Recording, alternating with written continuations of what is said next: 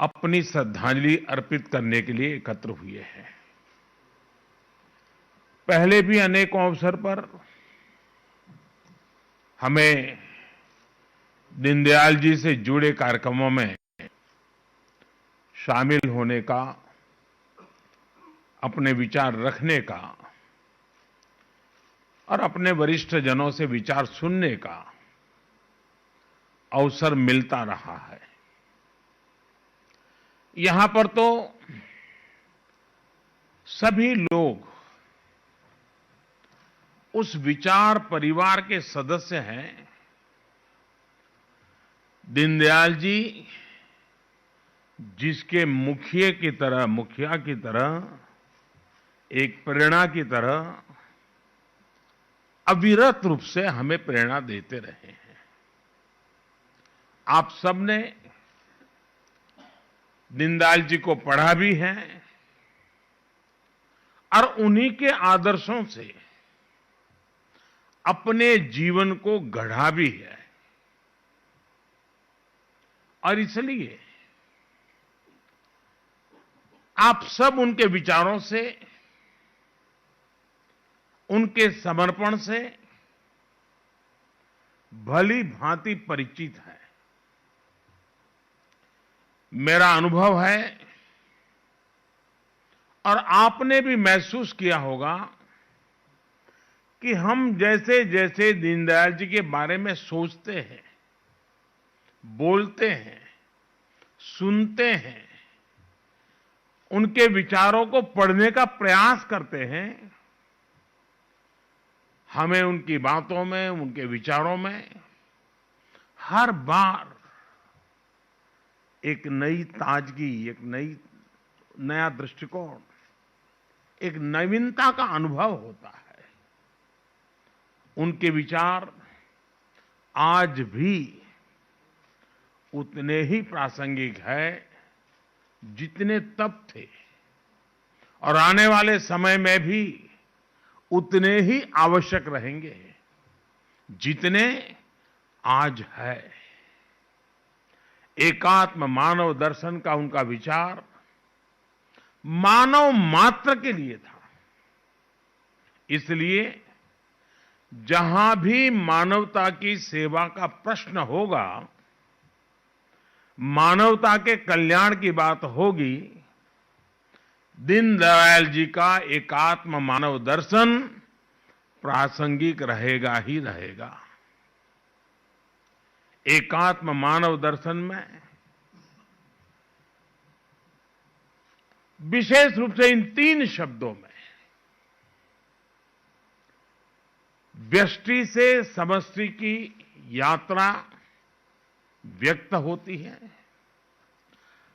स्वार्थ से परमार्थ की यात्रा का मार्ग स्पष्ट होता है और मैं नहीं तू ही का संकल्प भी सिद्ध होता है। साथियों, हमारे यहां कहा गया है, स्वदेशे पूज्यते राजा, स्वदेशे पूज्यते राजा, विद्वान सर्वत्र पूज्यते। अर्थात सत्ता की ताकत से आपको सीमित सम्मान ही मिल सकता है। जहां सत्ता की ताकत प्रभावी होगी वहीं सम्मान मिलेगा, लेकिन विद्वान का सम्मान हर जगह होता है। दीनदयाल जी इस विचार के साक्षात जीता जागता उदाहरण है। उनका एक एक विचार, उनके एक एक शब्द उन्हें पूरी दुनिया में एक विलक्षण व्यक्तित्व बना देते हैं। सामाजिक जीवन में एक नेता को कैसा होना चाहिए, भारत के लोकतंत्र और मूल्यों को कैसे जीना चाहिए, दीनदयाल जी इसके भी बहुत बड़ा उदाहरण है। एक और वो भारतीय राजनीति में एक नए विचार को लेकर आगे बढ़ रहे थे, वहीं दूसरी ओर वो हर एक पार्टी, हर एक विचारधारा के नेताओं के साथ भी उतने ही सहज रहते थे। हर किसी से उनके आत्मीय संबंध थे। उन्होंने अपनी पॉलिटिकल डायरी लिखी थी, जिसमें नेहरू जी की सरकार की सुरक्षा के संबंध में, खाद्य नीतियों के संबंध में, कृषि नीति के संबंध में खुल करके तथ्यपरक आलोचना की थी। बहुत ही क्रिटिसाइज किया था। लेकिन जब उन्होंने अपनी इस डायरी को प्रकाशित किया पुस्तक के रूप में, तो इसका प्राकथन उन्होंने कांग्रेस नेता और यूपी के मुख्यमंत्री रहे श्रीमान संपूर्णानंद जी से ही लिखवाया। संपूर्णानंद जी ने अपनी टिप्पणी में एक बहुत ही प्रभावी लाइन लिखी है। उन्होंने लिखा है, ये पुस्तक फ्यूचर रीडर्स के लिए एक साइकोलॉजिकल ग्लो है। आज दुनिया देख रही है कि इस महापुरुष के विचारों का ये ग्लो कैसे पूरे भारत में अपनी चमक बिखेर रहा है।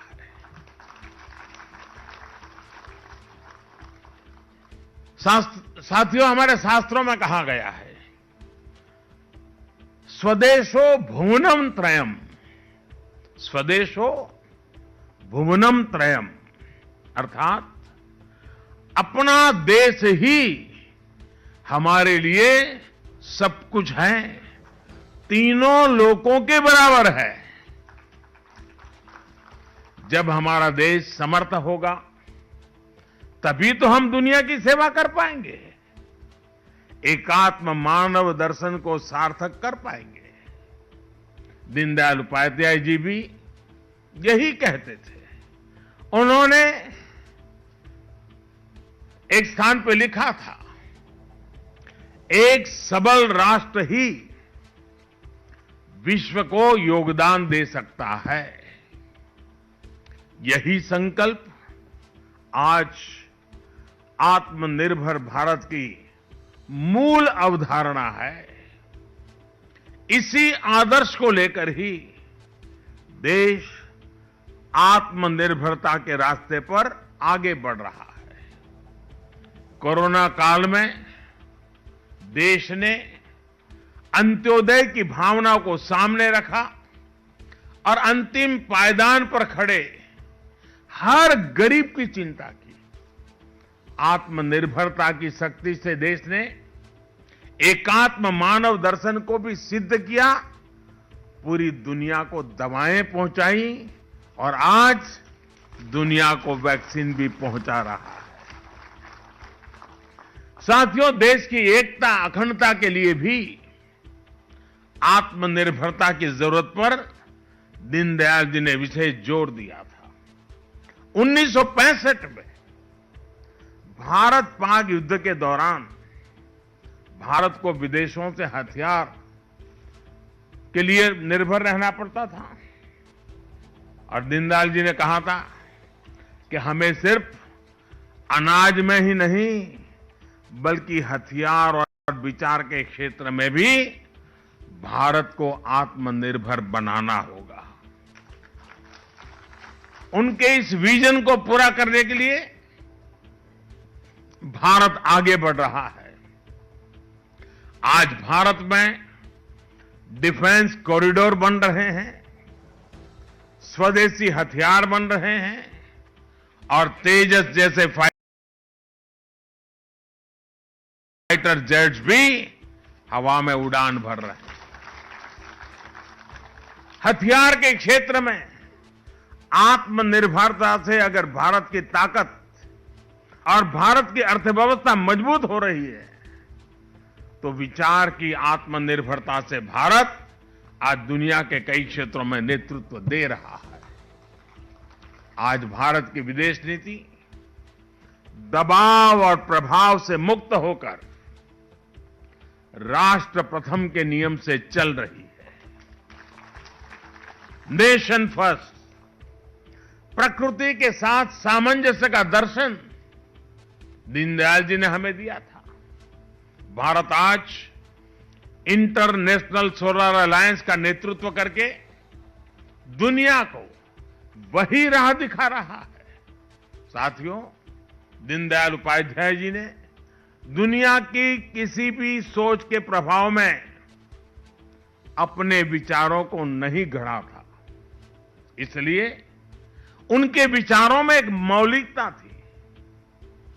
भारत की भावना, भारत का मानस, भारत के मूल्य, वेद से विवेकानंद तक की भारत की चिंतन यात्रा, ये सारी बातें दीनदयाल जी के चिंतन में झलकती थी। इसलिए वो एक ऐसी अर्थव्यवस्था की बात करते थे जिसमें पूरा भारत शामिल हो, जिसमें पूरे भारत की विविधता झलके।